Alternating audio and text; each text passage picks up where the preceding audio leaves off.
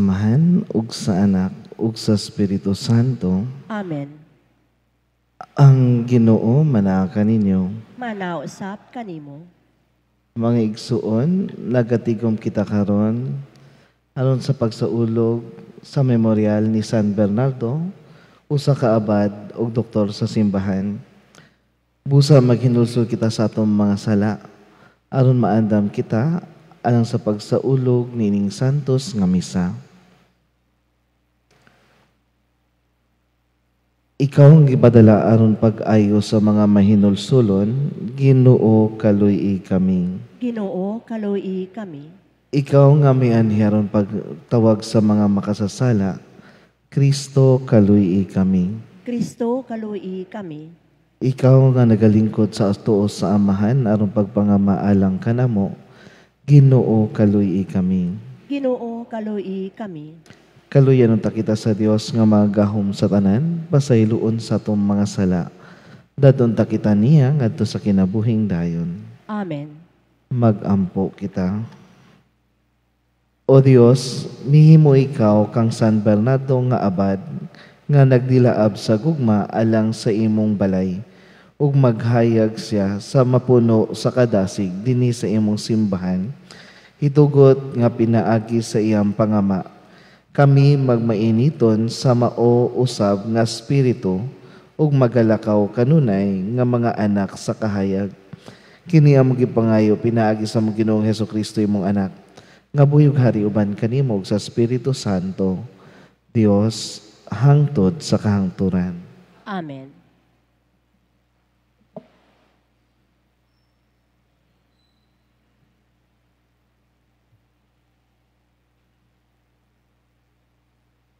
Kinutlo, gikan sa basahon sa mga maghuhukom. Ang tanang mga tao sa Sikim ug sa Betmelo nagtigom ug nangadto sa sagradong insina sa Sikim. Ug didto gihimo nilang hari si Abimelek. Pagkadungog niini ni Jotam, miadto ug mitindog siya sa tumoy sa Garisim ug misinggit kanila.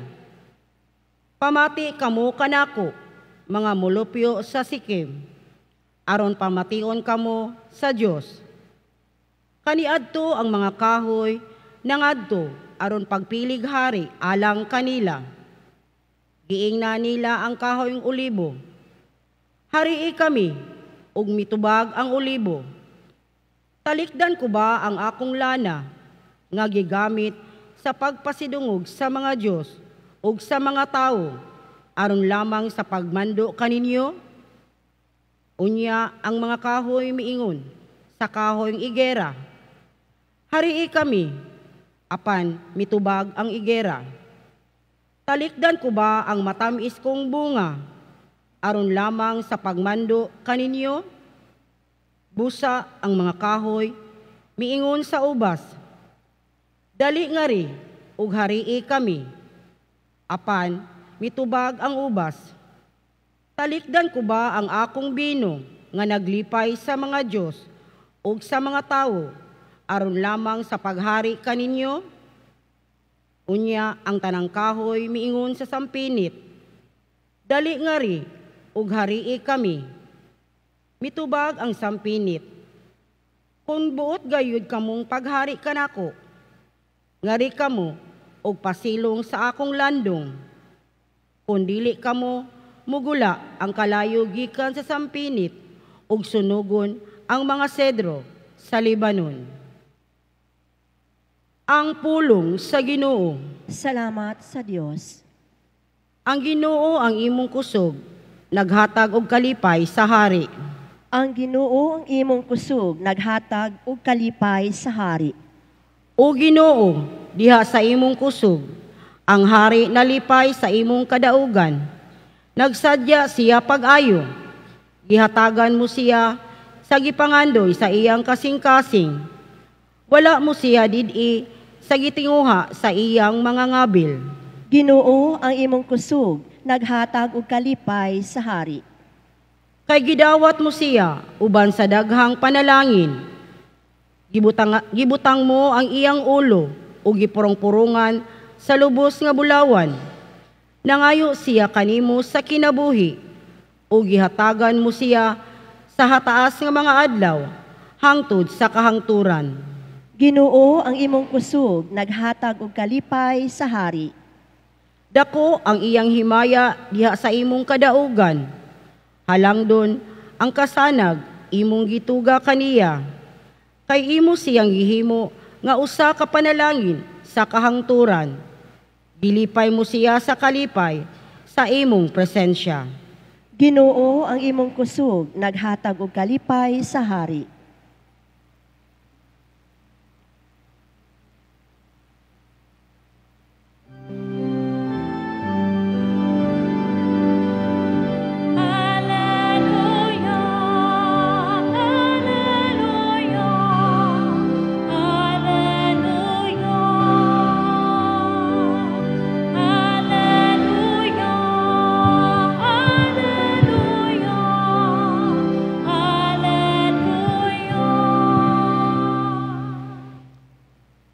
Ang Ginoo manaka ninyo. Manausap kanimo. Kinudlog ikan sa Ebanghelyo sumala ni San Mateo. Himayaon ikaw, O Ginoo. Si Jesus mingon ni ining sambingay, ngadto sa iyang mga tinunan, ang gingharian sa langit sama sa tag-iya sa usa ka parasan nga sayo sa buntag milakaw aron pagpangitag mga tao nga iyang padrabahoon. Miuyon siya paghatag kanila sa naandang suhol nga usa ka denaryo ang adlaw ug gipadala sila ngadto sa iyang parasan. Sa pagkaalas 9, miadto na usab siya sa merkado ug didto nakita niya ang pipila ka mga tao nga nagtindog nga walay buhat. Busa mingon siya kanila, trabaho usab kamo sa akong parasan ug hatagan ko kamog hustong suhol. Ug nangadto sila. Unya sa pagkaalas 12 ug sa alas 3, mao gihapon ang iyang gihimo.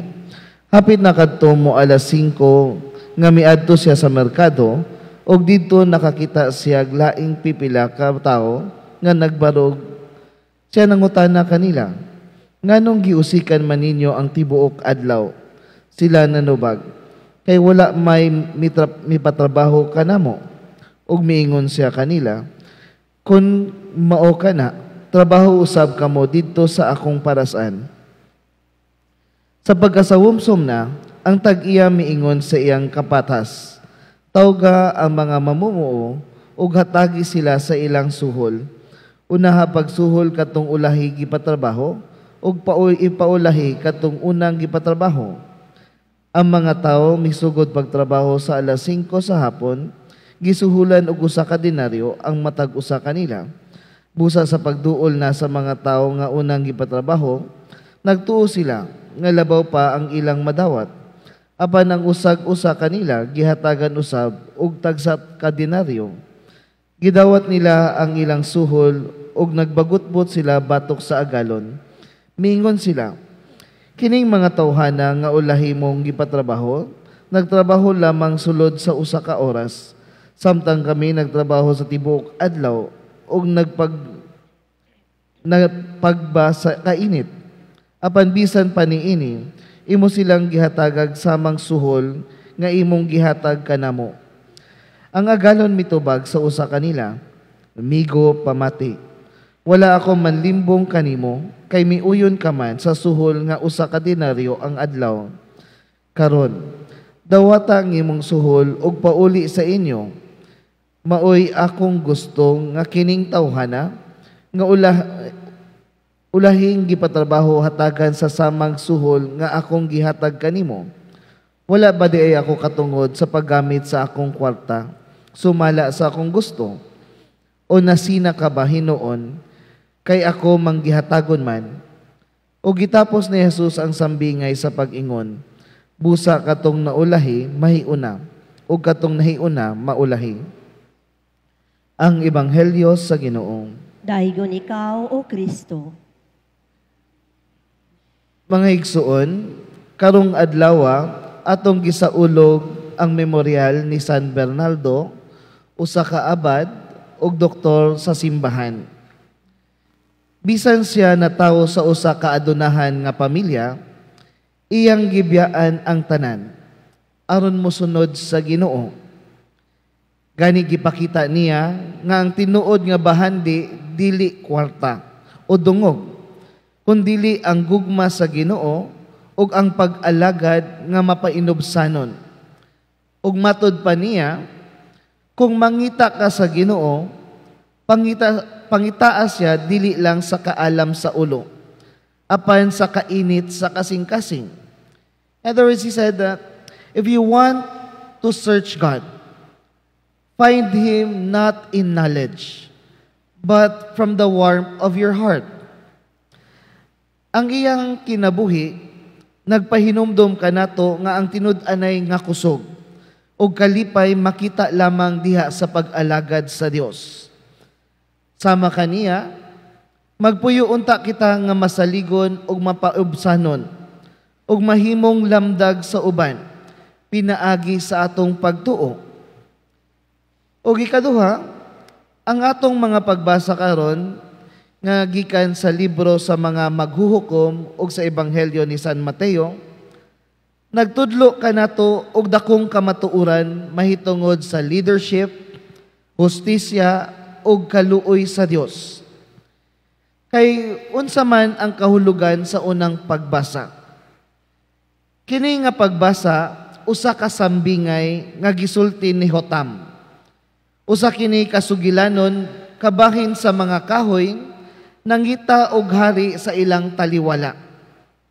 Ang olibo, igos ug ubas nga kahoy nagsimbolo sa mga tawo nga takos, mga tawo nga abtik og buutan, apan dili interesado nga maghari-hari. Apan ang sampinit o the thorn bush, usa ka kahoy nga walay kapuslanan, peligroso pa, mao hinoon ang niangkon sa pagdumala. Busa unsa man ang kahulugan niini? Kini nga sambingay usa ka pahimangno kanatong tanan. Kung ang mga takos, mga maayong tao, mulikay sa responsibilidad, ang dili angayan maoy mupuli, mahitabo ang kagubot o kadaot. Gani pananglitan sa atong panahon karon. Kung ang mga matarong nga tao dili mosalmot sa serbisyo publiko, mahimo nga ang mga kurap ug mga abusado ug mga walay baruganan maoy mupuli. Dili ba mo kini ang kahimtang sa atong nasod? Because we have a lot of good people, maayo na mga leaders, but we are not electing them. Kay mismong mga maayo, dili sila ganahan mudagan sa politika. Banto gani ang balaod sa simbahan, we are encouraging our late faithful to involve in politics. We should not stand indifference. Kaya ang problema manggod nato, murabag pasagdan lang nato ang katilingban. Didli kita makipaglambigit. Muapil sa mga kalihukan, ilabi na sa sibil. Ug mag-uol ko na ubang mga pari, even discouraging their leaders sa simbahan, na dili mudagan. Which is in fact, kinahanglan kini sa simbahan para na ay mubarog sa kamatuoran. Kaysa sa nahitabo sa sambingay, kung walay mga matarong nga mudagan, walay matarong gusto mahimog leaders, then pulihan kinig mga sampinit, mga peligro sa katilingban. Og diha sa ebanghelyo, kini ang sambingay sa mga trabahante sa ubasan, sa parasan, na naay uban nga sayong buntag nagtrabaho, ang uban hapon na. Apan sa katapusan, parihara ang ilang nadawat nga sweldo. Ang punto sa Ginoo mao kini, nga ang gingharian sa Dios dili sama sa kalibutan. Ang hustisya sa Dios lunsay nakabase sa kaluoy o gugma. Dili lang sa atong tawhanon nga hustisya. Ang mga tao nga sayong mituo ug misunod sa Ginoo, ug ang mga ulahi na dani sa pagtuo, parihas silang gihigugma sa Dios. Walay gipili, mapauna man ka o mapaulahi. Kay ang gasa sa kaluwasan wala gitimbang, pinaagi sa kagdugayon sa atong pagserbisyo, apan sa kabubuton sa Ginoo, nga mahigugmaon ug maluluyon. Banto gani na kita'y ginatawag na midnight conversion sa atong pagtuo. Kay dili pasabot na nagkinabuhi kang dautan. Wala na kay tsansa na maluwas. Unsa may kalambigitan sa duha ka pagbasa. Ang duha ka pagbasa nagtudlo sa atong responsibilidad sa pagpili og mga lideres ug sa pagsabot nga ang Ginoo lahi sa kalibutan. Kay sa unang pagbasa, gipasabot nga ang dili takos mahimong mupuli kung ang mga matarong dili mulihok ug makiglambigit. Ug sa ebanghelyo gipakita nga ang hustisya sa Ginoo na puno sa kaluoy, dili patas sa pananaw sa tao, apan patas sa gugma. Busa mga pag-igsuon, atong ampingan ang pagpili sa atong mga lideres, diha man sa simbahan, sa pamilya, sa komunidad. Pilion nato ang mga takos ug matinud-anon. Ayaw pasagdi nga ang mga sampinit ang mudumala sa atong kinabuhi. Ayaw usab kasina sa kinabuhi sa uman, sama sa atong ebanghelyo. Ang mga niuna nasuko kay parihas ra ang ilang nadawat. Apan giingnan sila, wala ko ba motuman sa akong gisaad? Ang Ginoo buutan, ug ang iyang kaluoy walay sukod. Pagpasalamat nga ang Ginoo maluluyon, bisan kita malangan sa pag-alagad. Ang Ginoo andam gihapon nga mudawat kanato. Busa sa katapusan mga igsuon, atong pamalandungan, ilabi na ang pagpili sa atong mga lideres ug pagdawat sa kaluoy sa Ginoo.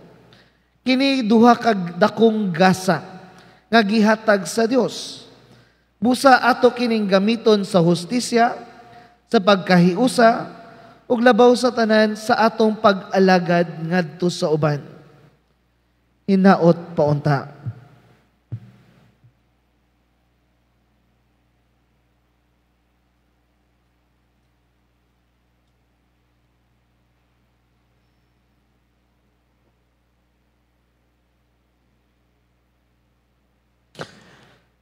Ang pamaagi sa Ginoo sahi sa atong pamaagi tungod kay ang iyang hustisya ug pangkamanggihatagon milampas sa tawhanong sukdanan. Makaduol kita kaniya diha sa pag-ampo kay siya maminaw og dili mohikaw. Sa matag pangamuyo kita moingon, Amahan, ang imong pangkamanggihatagon maania unta kanamo. Amahan, ang imong pagkamanggihatagon, maniyaunta kanamo. Nga ang simbahan, pinaagi sa iyang mga misyonero ug magwawali, mumantala sa Ebanghelyo sa Ginoo, uban sa kaisog ug paglahutay. Magampo kita sa Ginoo. Amahan, tagon maania unta kanamo. Nga kita moalagad sa Ginoo ug sa usag-usa, sa walay pagpaabot, nga gantihan kundili gikan sa kasibot sa atong mga kasing-kasing. Magampo kita sa Ginoo. Amahan, ania unta kanamo. Nga ang mga walay panginabuhian, makabaton unta sa dili madugay ug panginabuhian. Magampo kita sa Ginoo. Amahan,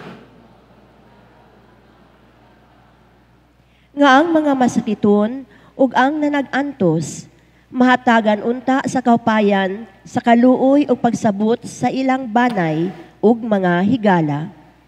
Magampo kita sa Ginoo. Katagon maniya unta kanamo. Nga kadtong makugihong naghago ning kinabuhia, makadawat sa angay nilang ganti didto sa langit nung gingharian. Magampo kita sa Ginoo. Amahan, nag-imong pagkamanggihatagon maniya unta kanamo. Dios sa mong Ginoo, kami ang imong mapaubsanong sulugoon, ug moalagad kami tanan, taman sa among mahimo, bisan tuod kung wala kay tulubagon nga di kanamo. Apan nasayod kami, nga aniara ikaw duol kanamo, ug imo kaming gipanalanginan, diha sa matag maayong butang, tungod ni Jesus among Ginoo. Amen.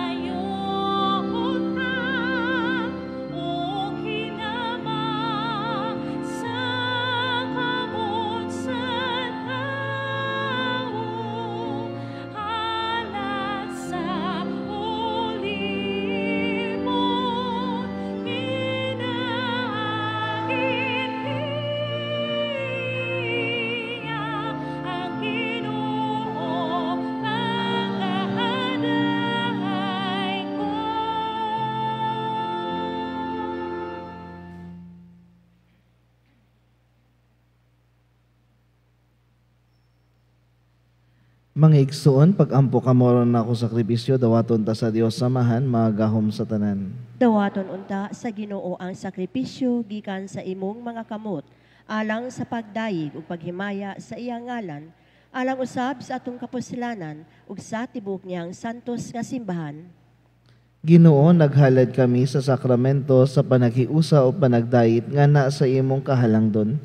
Kami nga naghandom kang San Bernardo nga abad, nga dungganan sa pulong ug sa buhat, maningkamot unta gayod alang sa kahiusa sa imong simbahan.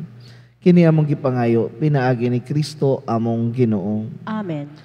Ang Ginoo manaa kaninyo. Manaosap kanimo. Ibayaw ang inyong mga kasing-kasing. Amo nang gibayaw ngadto sa Ginoo. Magbasalamat kita sa Ginoo nga atong Dios. Angay ug matarong. Santos nga mahan Dios nga tunhay ug magahom sa tanan, angay ug matarong gayod nga magpasalamat kami kanimo, kanunay ug sa tanang dapit. Kay ikaw nagpalambo sa imong simbahan, pinaagi sa gahom nga kanunay bag-o, diha sa kahibulungan nga kinabuhi sa imong mga santos, ug naghatag ikaw kanamo sa dili kaduha-duhaan nga timaan sa imong gugma, ingon man aron madangat namo ang kaluwasan. Nadasig kami sa bantog nilang panag-ingnan, ug natabangan kami kanunay sa ilang mahigugmaong pangaliya, ug busa uban sa mga anghel ug sa tanang mga santos. Nagasangyaw kami sa imong himaya, duyog sila walay hunong nga pag-awit.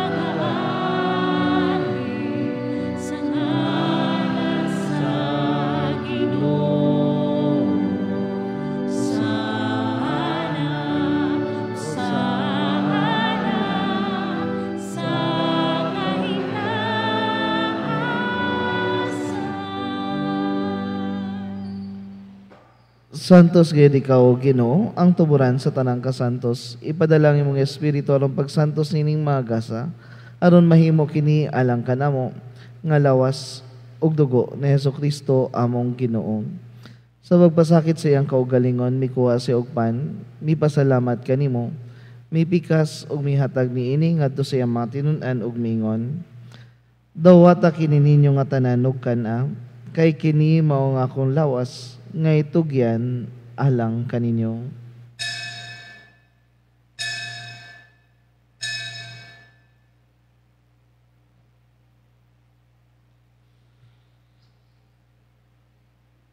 Sa samang paagi tapos ang panihapon, mikuha siya sa kalis, mipasalamat kanimo pag-usab, mihatag niini ngadto sa iyang mga tinun-an ug mingon. Dawata kini og panginom kamo nga tanan gikan niini, kay kini maong kalis sa akong dugo. Sa bago ug tunhay nga kasabutan, ang dugo ngay ula alang kaninyo ug alang sa tanang mga tao, aron ang mga sala mapasaylo.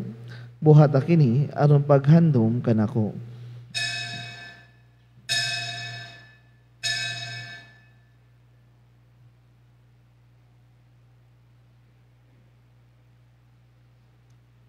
Ang misteryo sa pagtuo. Si Kristo namatay, si Kristo nabanhaw, si Kristo mubalik nganhi. Aron paghandom sa kamatayan o pagabanhaw ni Hesukristo, nagahalad kami kanimo amahan. Nining pan sa kinabuhi ug kalis sa kaluwasan. Nagapasalamat kami kanimo tungod kay imo kaming giisip nga ngayan nga moatubang ug moalagad kanimo. Imo nga kami nga mga lawat sa lawas ug dugo ni Kristo magkahiusa diha sa Espiritu Santo. Hinumdumi Ginoo ang imong simbahan sa tibuok kalibutan. Himo nga mahingpit kami diha sa gugma, uban ni Leo among papa, ni Romulo among obispo, George ang kabulig nga obispo ug sa tanang mga pari. Hinumdumi usab ang among mga igsuon nga nangamatay, malaumon nga nabanhaw sila, ug ang tanang nangamatay diha sa imong kaluoy. Dada silang tanan sa pagsudong sa kahayag sa imong nahom.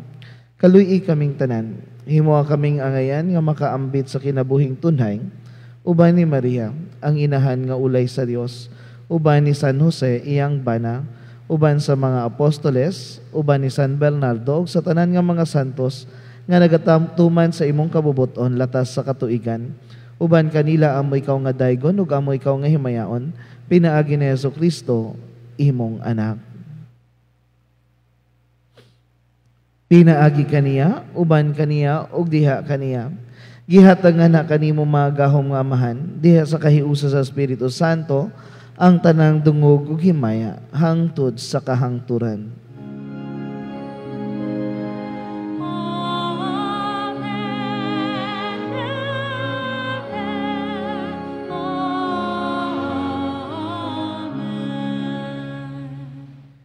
Karon magampo kita sa amahan atong maggawit gamito ng mga pulong gitudlo kanato sa atong manunubos. Amahan namo nga naa sa mga langit, pagdahigon ang imong ngalan, moabot ka namo ang imong gingharian, matuman ang imong pagbuot dinhi sa yuta, maingon sa langit.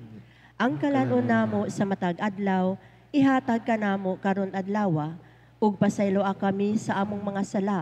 Ingon nga nagapasaylo kami sa mga nakasala kanamo, ug dili mo kami itugyan sa panulay. Hinunua luwasa kami sa dautan. Mangayo kami kanimo Ginoo, ngayo mo kaming luwason sa tanang dautan, hatay kami sa kalinaw niining panahon aron tinabangan sa imong kaluoy, mahalikay kami kanunay sa sala, ug mahilayo sa tanang kasamok samtang nagapaabot kami nga malaumon sa pagbalik ni Hesukristo, among manunubos. Kay imo man ang gingharian, ang gahum ug ang himaya, hangtod sa kahangturan. Ginoong Hesukristo, naging ka sa imong mga apostoles, ang kalinaw ibilin ko kaninyo, ang akong kalinaw ihatag ko kaninyo. Ayaw tanawa nga mong mga sala, kundi ang pagsalig sa imong simbahan, ug sibo sa imong kabubuton, hatay kami sa imong kalinaw ug kahiusa, ikaw nga buhi ug hari, hangtod sa kahangturan. Amen. Ang kalinaw sa Ginoo sa kanunay maanaa kaninyo. Maanao usab kanimo. Ipakita tang timaan sa tong panag-inigsunay.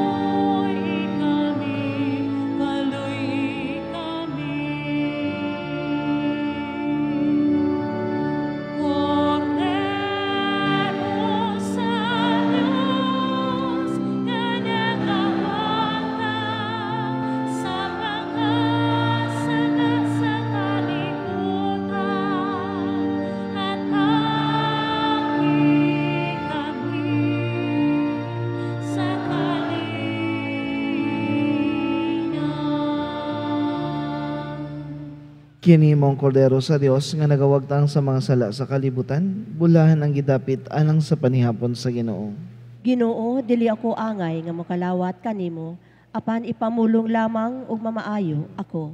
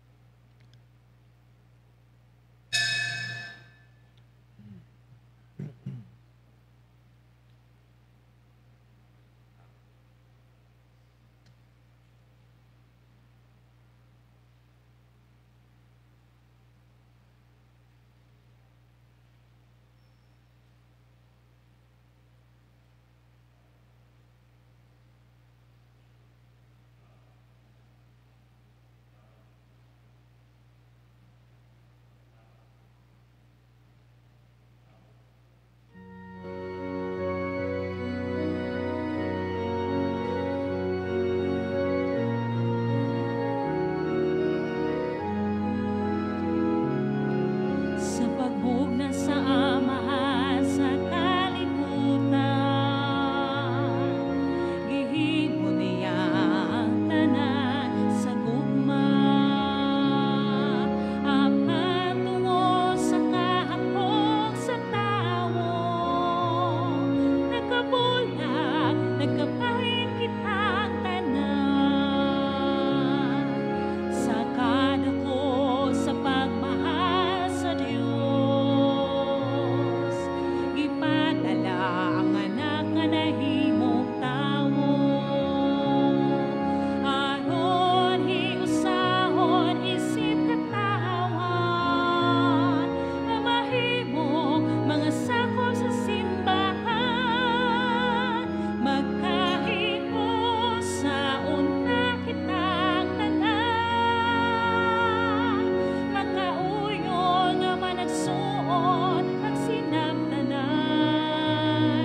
Magkatigom unta kita managipusang ang pamilya, diha sa lawas ug dugo ni Kristo. Spiritual Communion. Jesus, my God and my all, my soul longs for you, my heart yearns to receive you in Holy Communion. Come, bread of heaven and food of angels, to nourish my soul and to rejoice my heart. Come, most lovable friend of my soul, to inflame me with such love that I may never again be separated from you.